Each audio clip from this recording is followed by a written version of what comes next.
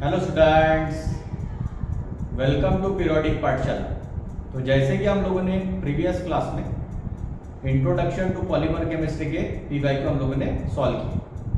मैंने बोला था हमारा लास्ट लेसन बचा है और जो सभी को पता है जिसका नाम ग्रीन केमिस्ट्री और नैनो केमिस्ट्री, उसके बारे में आज हम उसके पीवाई को डिस्कस करने वाले हैं। फिर हमारा 12th का सिलेबस पूरी तरीके से खत्म हो गया।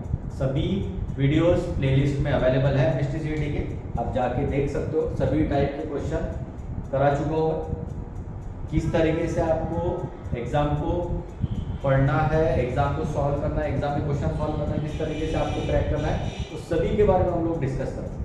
तो आज हम लोग लास्ट लेसन के बारे में बात कर रहे हैं और मेरे पीछे आपको दिख रहा होगा जिस लेसन का नाम है ग्रीन केमिस्ट्री और क्या है नैनो केमिस्ट्री, उसके पीवाईक्यू मिनिमम बहुत कम पीवाईक्यू है, लेकिन हम लोग करना पड़ेगा क्योंकि 2 क्वेश्चन तो कोई ना कोई से आएंगे। अभी जैसे जैसे आप आगे जा रहे हो एग्जाम में वैसे वैसे आपको समझ में आएगा। Question line to line question उठा के आया है, इसके बारे में आप अवेयर है।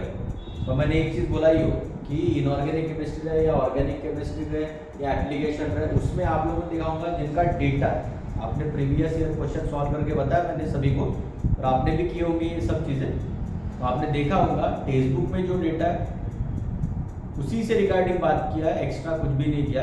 इसलिए मैं आपको क्लियर कट बोल रहा हूँ, टेक्स्ट बुक के सिवा कहीं जाना नहीं, आसानी से आपका एग्जाम क्रैक होगा। ये मेरे घर ये पीरियोडिक पाठशाला की है। तो चलते हैं हम लोग आज लास्ट लेसन के बारे में डिस्कशन करना स्टार्ट करते हैं, उसकी पीवाईक्यू सॉल्व करते हैं, देखते हैं किस टाइप के क्वेश्चन है। तो चलो स्टार्ट करते हैं। तो बोला है कुछ कम ही क्वेश्चन है, दैट्स व्हाई मैंने नहीं लिखा है, और भी कुछ क्वेश्चन है आपको जो आपके लिए सॉल्व करने के लिए रखा है। तो चलो बात करते हैं। देखो पहला बोला है विच फ्रॉम फॉलोइंग गैसेस, ऐसी कौन सी गैसेस है कॉजेज डिप्लीशन ऑफ क्या बोला है ओजोन लेयर। अब ये तो आप बायो में पढ़े, वो वैसे देखा है तो ये इन्वायरमेंट का लेसन है। इन्वायरमेंट में क्या चीजें होती है, क्या हार्मफुल होता है, कौन सी गैसेस रहती है, इसी से रिगार्डिंग क्वेश्चन है। बस वही लेसन के बारे में हम लोगों को बात कर रहे हैं। तो बोला depletion of ozone layer in the upper atmosphere. अब कौन से कॉजेस होता है, किसके कारण होते हैं। पहला दिया है NO, दूसरा है NO2, तीसरा है N2 और चौथा क्या है N2। तो अगर आप लोग लेसन में पढ़ोगे कि डिप्लीशन ऑफ ओजोन लेयर बोला कौन से एटमॉस्फेयर में, अपर एटमॉस्फेयर में, तो ध्यान रखना कौन सा केमिकल्स होता है, कौन सा ऑक्साइड्स होता है जिसका नाम होता है नाइट्रोजन ऑक्साइड। तो जब भी आपको क्वेश्चन आए कि depletion of ozone layer upper atmosphere में कौन सा ऑक्साइड मिलता है, तो आपको पता होना चाहिए कौन सा ऑक्साइड मिलता है, नाइट्रोजन ऑक्साइड या नाइट्रस ऑक्साइड भी बोलते हैं, दैट इज N। इसलिए बोलो क्लियर कट क्वेश्चन डेटा के ऊपर डिपेंड है। डेटा आपको पता है तो कोई भी क्वेश्चन आप आसानी से सॉल्व कर सकते हैं। तो आई होप पहला क्वेश्चन सभी को क्लियर। चलिए बिल्कुल लाइन टू लाइन क्वेश्चन है। बोला है फाइंड प्रिंसिपल, किसके प्रिंसिपल फाइंड करना है, ग्रीन केमिस्ट्री। आपको पता होगा आप लेसन भी पढ़े पेपर के लिए, ग्रीन केमिस्ट्री में टोटल 12 प्रिंसिपल। कितने प्रिंसिपल है 12, उसमें से बोला है एक सेंटेंस दिया है तो आपको आइडेंटिफाई करना है, फाइंड करना है प्रिंसिपल टू शो इसमें protection of selective group is not advantages. ऐसा लाइन जिसमें लिखा है ऐसे 12 प्रिंसिपल में से कौन से, तो 4 प्रिंसिपल ऑप्शन दिए। पहला दिया है यूजेस ऑफ रिन्यूएबल फीडस्टॉक, दूसरा दिया रिड्यूस नंबर ऑफ डेरिवेटिव्स, तीसरा दिया आपका यूजेस ऑफ कैटलिस्ट और चौथा दिया डिजाइन फॉर डिग्रेडेशन। 4 ऑप्शन दिए, टोटल 12 प्रिंसिपल। ध्यान रखना कि protection of selective group is not advantage, ये कौन से प्रिंसिपल में लिखा है, तो उस प्रिंसिपल का नाम होता है रिड्यूस नंबर ऑफ डेरिवेटिव। पढ़ना सेंटेंस लिखा है वहां, रिड्यूस नंबर ऑफ डेरिवेटिव में आता है protection of selective group is not advantages, इसलिए ऑप्शन कौन सा होगा हमारा डी होगा। ध्यान रखना क्वेश्चन लाइन टू लाइन आए तो बराबर ध्यान रखना। रिड्यूस नंबर ऑफ डेरिवेटिव के बारे में बात करी है, reduce number of derivative principle में ऐसे बोला है protection of selective group is not क्या बोला है एडवांटेजेस। आयो देखो कितना simple line to line question है, इसलिए मैं पूरा अच्छे तरीके से डेटा पढ़ दिया है, आपको क्वेश्चन आसानी से सॉल्व। आयो पहले 2 क्वेश्चन सभी को क्लियर। चलते तीसरे क्वेश्चन की तरफ। Which of the following is effectively used instead of DDT। अरे पढ़िए, जितना मुझे याद है आपको भी याद है, थर्ड प्रिंसिपल है design for degradation. I hope देखना एक बार डेटा। थर्ड नंबर का प्रिंसिपल जिसमें ये DDT के बारे में बात की, तो DDT में पहला ऑप्शन है BHC, that is benzene hexachloride, then दिया CHCl the chloroform, then CH2Cl और ये पिक्रिक एसिड। तो आप देखोगे DDT में थर्ड प्रिंसिपल में लिखा है कि DDT के लिए किस बेंजीन हेक्साक्लोराइड यूज होता है या उसी का नाम गामा हेक्सेन और लिंडेन भी बोला। तो ध्यान रखना डीडीटी के रिगार्डिंग कौन सा केमिकल इफेक्टिवली यूज होता है, तो जिसका नाम है PHC, that is benzene hexachloride. बिल्कुल लाइन टू लाइन क्वेश्चन है, आपको बराबर ध्यान रखना है क्वेश्चन किस तरीके से क्या होता है सभी के।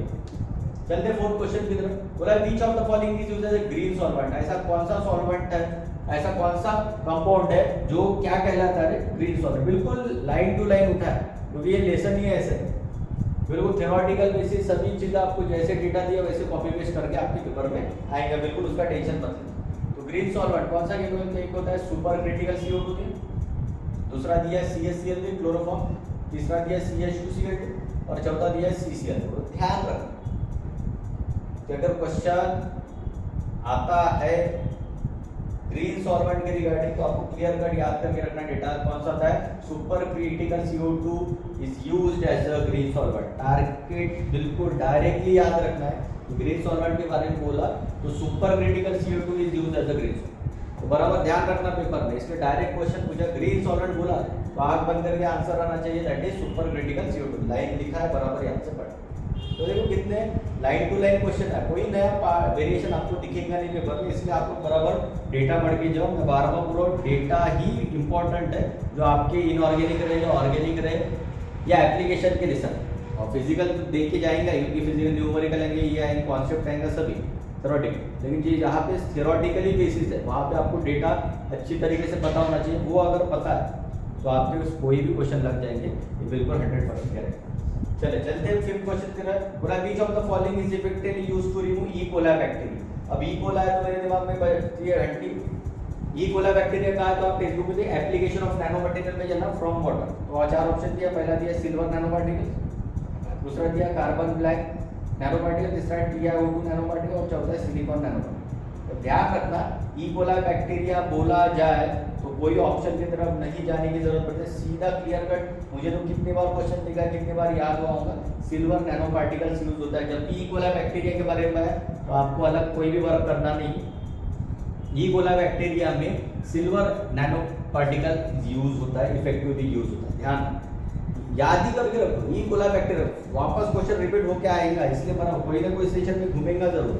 ई कोलाई बैक्टीरिया बोला तो आंसर बिल्कुल आपको टेक्स्ट बुक में जाके देखना, एप्लीकेशन ऑफ नैनो मटेरियल में इंफॉर्मेशन है। ई कोलाई बैक्टीरिया फ्रॉम वाटर, तो उसके लिए कौन सा इफेक्टिवली यूज टू रिमूव होता है, तो सिल्वर नैनो पार्टिकल से क्लियर कट याद रखना। ऐसा नहीं है तो ऐसे भी लिख के देख सकते हैं पेपर में, AgNPS।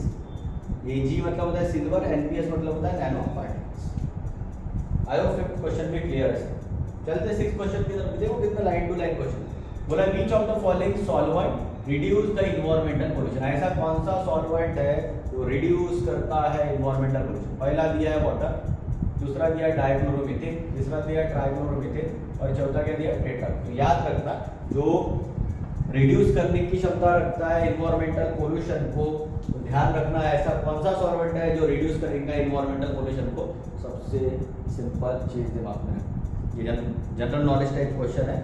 तो रिड्यूस करने के लिए जो सॉल्वेंट यूज होता है उस सॉल्वेंट का नाम होता है वाटर। याद रखना जब भी क्वेश्चन आए कौन सा solvent reduce environmental pollution, water. Remember this, बिल्कुल क्लियर का डायरेक्टली डेटा क्वेश्चन। तो आयो 6 क्वेश्चन भी सभी को क्लियर। देखो कितना क्लियर कट, आप लोग बराबर डेटा पढ़ के जाओ, आपके क्वेश्चन लगेंगे मतलब 100% है, उसके बारे में आप टेंशन। चलिए लास्ट क्वेश्चन की तरफ।